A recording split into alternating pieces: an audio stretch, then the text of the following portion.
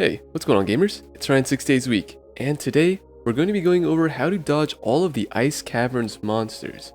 Now, we did get a couple of new mechanics in Wipe 4, so this is technically a remake of the Wipe 3 video. We're going to be going over how to dodge the Giant Berserker and Giant Shielder, the new Yeti mob, the Wendigo, the new Nightmare Kobold mechanics, and the updated Nightmare Bowman, Footman, and Crossbowman Frost Skeletons. Alright, let's jump right into it.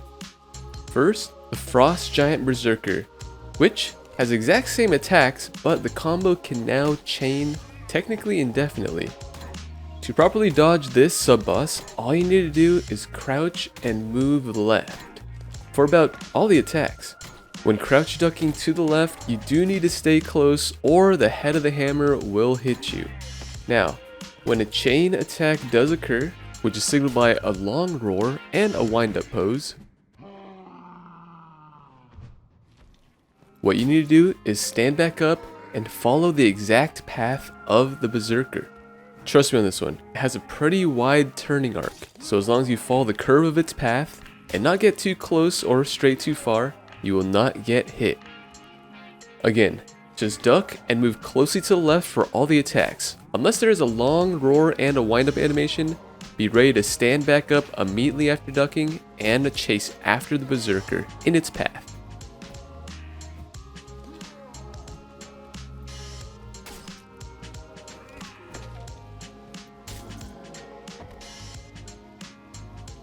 Now, let's move to the Frost Giant Shielder, which is far more simple. For this monster, all you need to do is move to the side that the shielder is not attacking from. So basically, just look at where the shield is positioned and move to that monster's opposite side when it's attacking. Every now and then, the shielder will try to juke you out and swap last second before it attacks, but you have a decent amount of time to react to this, so just stay calm, keep your eyes on the monster, and dodge that opposite side.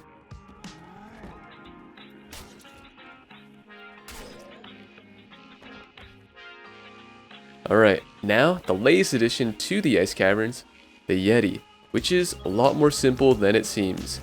It has a combo of 2 attacks, always starting with its left hands, or your right if facing it. To dodge this first attack, just jump and move to the right. It is a little bit of a reaction test, so you should give yourself some space between you and the Yeti, or you could jump back into the right to dodge this first attack. But after that, just move diagonally towards the Yeti, or just behind it, and you'll dodge the second attack. It really is just as simple as that. All you need is some space, and then just jump to the right or back to the right, and then immediately move towards the Yeti's backside diagonally.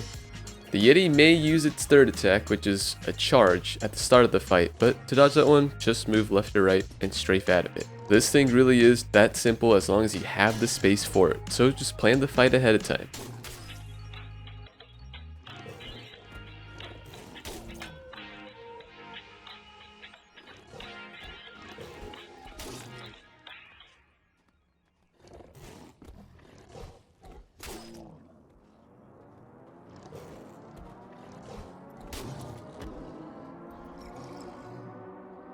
Now the Wendigo, which has been moved to the Ice Abyss, but I figured I'd throw it into this video since it's technically an update to the monster. The Wendigo attacks with its right hand, then its left hand, or from your perspective, the left and then the right. In the last video, I showed you how to duck crouch these by crouching, looking up or down, and moving left, then immediately moving to the right.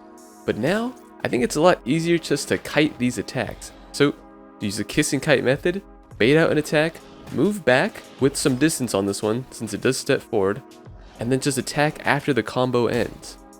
For the Wendigo's charge attack, which begins with a very brief roar, just move to the side and then attack immediately after the charge finishes. You're going to want to hit the Wendigo in its heart and not its head, since that is the weak point of this mob. Again, you can duck these swipes, but it's honestly so much easier just kiting this mob now since the move speed changes to the gear. Alright, now for the basic mobs in the Ice Caverns. Let's start with the Kobolds, which, again, are essentially just like goblins. All you need to do to dodge these mobs is bait out the attack, and then move back. Or for the ranged ones, just sidestep and you'll never get hit. For the current Nightmare variants, well, the range does have a triple shot, which can be sidestep, and the melee, if you hit the shield, has a very short shield dash. But honestly, it's not a threat as long as you don't overpull. The same logic is going to work on the Frostwalker and the Frostwolf, so I didn't really go into detail on this video. I figured if you could kite and kiss a kobold, you can dodge these ones as well.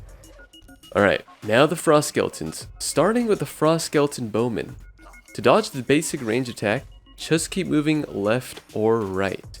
If you do get close, the Frost Skeleton Bowman will begin its melee animation. To do this, line yourselves up directly in front of the skeleton, crouch, and look down. If you move at all to the left or right, you will get hit by the edges of the bow. In the Nightmare variant, there is a spread shot aimed at the head of your character, which you technically can sidestep if you know the spacing and are comfortable doing that, or you could always crouch and look down or up to dodge this attack at the right range, I've noticed. So get a good feel of the spacing before attempting this. If you aren't comfortable doing this and just want to minimize damage, just strafe to the left or right and jump when the attack happens. So hopefully it'll hit your legs. Now the Skeleton Footman, which with the move speed changes, you can just kiss and kite to dodge the attacks. If you do end up getting caught in a narrow space and can't back up anymore, you could always go close to the skeleton and right before it swings, just crouch and move to its back right side.